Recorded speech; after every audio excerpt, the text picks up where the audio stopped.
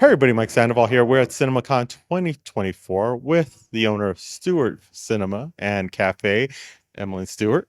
How has it been this week? Wow, so it's been amazing.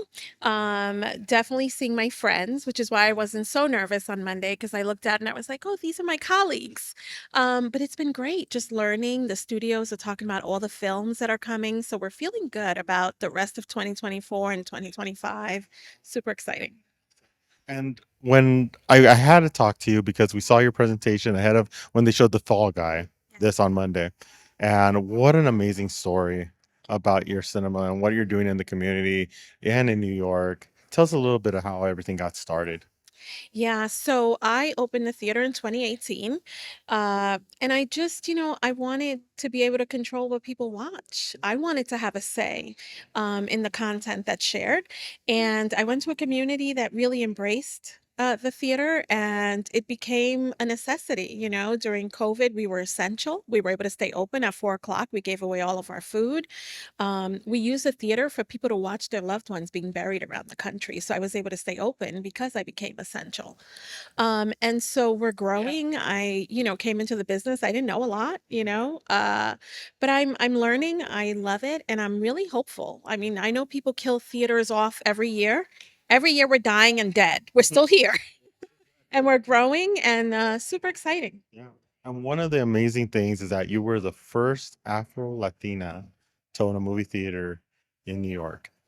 First of all, it has to feel great to have that accomplishment, to be able to say that. But also, it's kind of sad that you are the first and there was nobody behind you who was doing it. When you found that out, like how was there like almost like a another fire inside to move forward and bring more Latinos into the business? One of the good things about being the first was that I got to do it my way.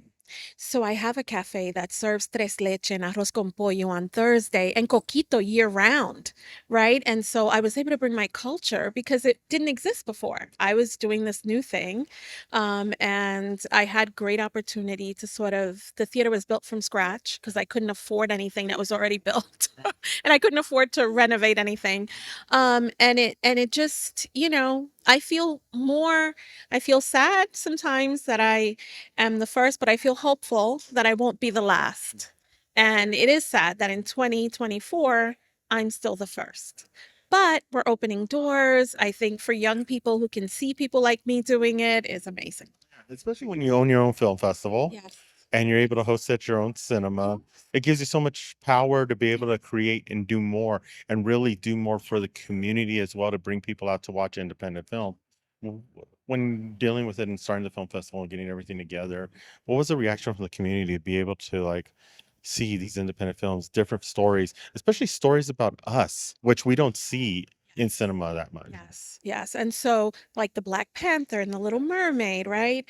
West Side Story, In the Heights, right? Those are all films that people said, if I'm going to watch this, I'm going to go to the first Black Latina owned theater to do that. So yeah, it's been great. We can show new releases, which we do all the time, but we also can qualify independent filmmakers for the Oscars because we can give them affordable runs. That's why we're not in the Oscars. We can't afford it, right? That's one of the reasons. And so yeah, just helping the community is where my heart is. So being able to provide lunch and different discounts, and we have a SNAP program. So if you receive any kind of public assistance, your kids can come once a month for $5. Wednesdays it's $8. Our seniors are 10. Like, and we're showing new movies. And so my message during the iTalk meeting that we had with the independent theaters, it's you can do good and still be good as a business.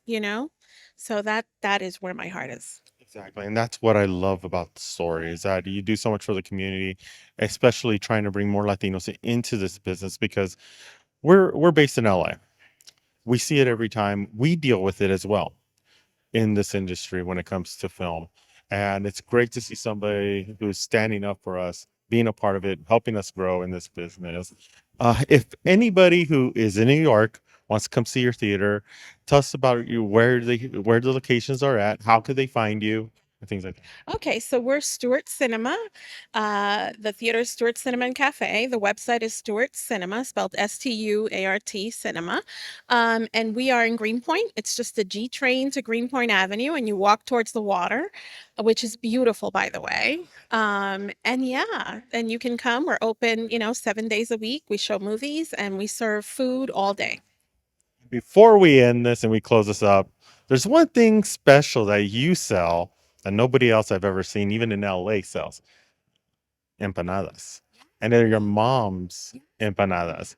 How did that come about? What was your mom like all for it? Let's do this. She was. And so when I go to the movies, before I opened my own, I would never eat because I don't like popcorn. I don't eat hot dogs, right? I like coffee. And, I like to have an empanada and a cup of coffee.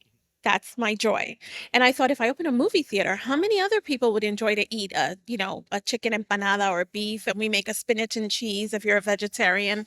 Um, and people were lining up and people still line up to get our empanadas. And so whether they're coming to watch a movie or they're just picking up an empanada, and we have coquito year round. Where else can you get coquito like in January or in February? So you can watch your favorite movie, eat an empanada. We have arroz con pollo on Thursdays, so. Yeah. Yeah, this is one of those special movie theaters where if it feels like home when you go there. Only movie theater that doesn't smell like popcorn. Yeah. It smells like fried empanadas. Well, and that's sometimes a better thing than just spelling popcorn all day. Emelyn, thank you so much for stopping with us. We wanted to really get to tell your story, and hopefully in the next year or two, as we follow you coming along, we catch up a little bit more. And when we go out to New York, Yes. do something that Yes. All right. Thank you. Thank you for the interview. I appreciate it. Great work, you guys are you doing.